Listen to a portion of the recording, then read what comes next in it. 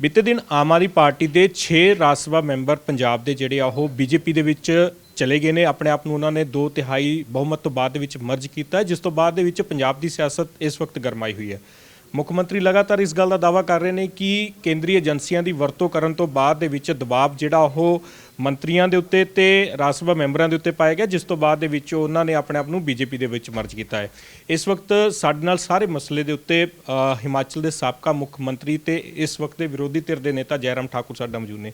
Sir, किस तरीके नाल देख रहे हो? मुख मंत्री लगातार इस गल का जिक्र कर रहे हैं कि जिथे भी इलैक्शन होंदी है बीजेपी अपनी केंद्रीय एजेंसियां का प्रयोग करना शुरू कर दिंदी है ते नाल ही राज सभा मैंबरां दे उत्ते भी दबाव पाया गया, जिस तो बाद उन्होंने मर्ज किया अपने आप नूं। नहीं, मैं बिल्कुल सारे इन इल्ज़ामों को सिरे से खारिज करता हूँ।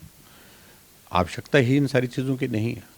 आम आदमी पार्टी की जो सरकार जो आकंठ भ्रष्टाचार में डूब गई और उस भ्रष्टाचार के आरोप में उनके एक नहीं अनेकों नेता जेल की सलाखों के पीछे चले गए। ये पार्टी अगर बनी थी, ये बनी थी भ्रष्टाचार के खिलाफ लड़ाई लड़ने के लिए, और वही भ्रष्टाचार के आरोप में जेल की सलाखों के पीछे चले गए तो विश्वास समाप्त हो गया। भविष्य वहाँ पर नहीं है।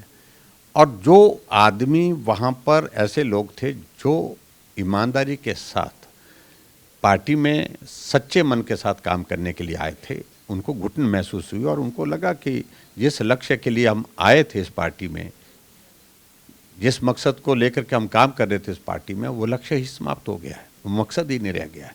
और ऐसे में उन्होंने अंतरात्मा की आवाज़ से फैसला लिया कि देश मजबूत नेतृत्व नरेंद्र मोदी जी के मार्गदर्शन में जिस प्रकार से आगे बढ़ रहा है, हमको साथ देना चाहिए, सहयोग देना चाहिए। खुले मन से उन्होंने अपनी बात कही और मोदी जी के नेतृत्व को, उनकी नीतियों को स्वीकार करते हुए पार्टी में आने का फैसला किया है। हम उनका अभिनंदन करते हैं। अच्छा, एक ठाकुर साहब एक चीज़ दसो, क्योंकि बहुत सारे पंजाब के लोग हिमाचल जाते हैं, तो हुण इस वक्त छुट्टियां आ रही ने, अगे तो बहुत सारे हिमाचल टूरिस्ट वजों जिहड़े पंजाब के लोग जाणगे, लेकिन इस तो पहला हिमाचल की सरकार ने एक टोल टैक्स दे विच जिस तरीके नाल वाधा किया, हालांकि नोटिफिकेशन जारी होया उस तो बाद भी जो टोल टैक्स ने, जो एंट्री टैक्स है, वो उस तरीके नाल बरकरार है। इस नूं लैके किस तरीके नाल विरोधी धिर जिहड़ा वो सरकार नूं घेर रही है, क्योंकि टूरिज़म तो ही रेवन्यू बहुत ज़्यादा पंजाब दे विच कह ली हिमाचल का जिहड़ा आउंदा इकट्ठा हुंदा।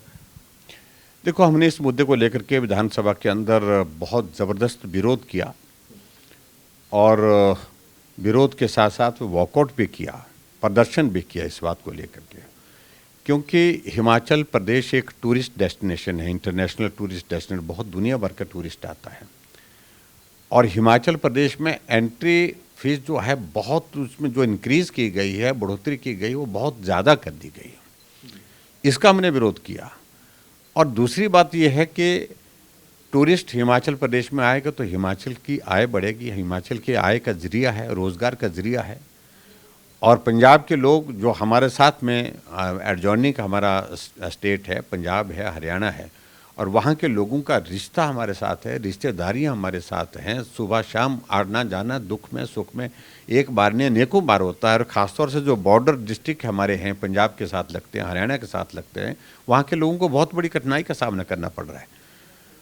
हमारे उस दबाव का परिणाम ये हुआ कि थोड़ी कम तो की उन्हें, लेकिन जो हम चाह रहे थे इसको उस स्तर पर नहीं ले जाना चाहिए, जितना पहले ले रहे थे उतना ही उसको रखना चाहिए। इससे बहुत ज़्यादा इंपैक्ट हिमाचल की आय पर नहीं पड़ने वाला है।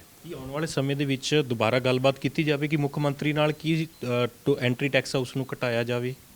हाँ, निश्चित रूप से हम तो पहले दिन से हम बात करें, जिस दिन से ये नोटिफिकेशन उन्होंने किया था उसके बाद विड्रॉ भी किया उनने। विड्रॉ करने के बाद उसमें अमेंडेड फॉर्म में उसमें थोड़ा चेंज किया उनने, कम किया, लेकिन हम और भी कहेंगे कि इसको और ठीक करिए। और हिमाचल प्रदेश में बाहर के लोगों का, दूसरे राज्यों के लोगों का आने का जो है वो स्वागत करना चाहिए, ना कि हमको एंटी टैक्स लगा करके इस प्रकार से पैसा बढ़ाना चाहिए। अच्छा, कांगड़ा ਦੇ ਵਿੱਚ ਕਾਂਗਰਸ ਨੇ ਸੰਗਠਨ ਸਿਰਜਣ ਅਭਿਆਨ ਚਲਾਇਆ ਸੀਗਾ ਹਾਲ ਹੀ ਦੇ ਵਿੱਚ, ਜਿੱਥੇ ਬਹੁਤ ਸਾਰੇ ਵੱਖ-ਵੱਖ ਜ਼ਿਲ੍ਹਾ ਪ੍ਰਧਾਨ ਵੀ ਜਿਹੜੇ ਕਾਂਗਰਸ ਦੇ ਵਿੱਚ ਸ਼ਾਮਿਲ ਹੋਏ ਨੇ। ਕੇਸੀ ਵੇਣੂਗੋਪਾਲ ਇਸ ਗੱਲ ਦਾ ਜ਼ਿਕਰ ਕਰ ਰਹੇ ਨੇ ਕਿ ਪਾਕਿਸਤਾਨ ਦੀ ਤਰਜ਼ ਦੇ ਉੱਤੇ बीजेपी काम कर रही है।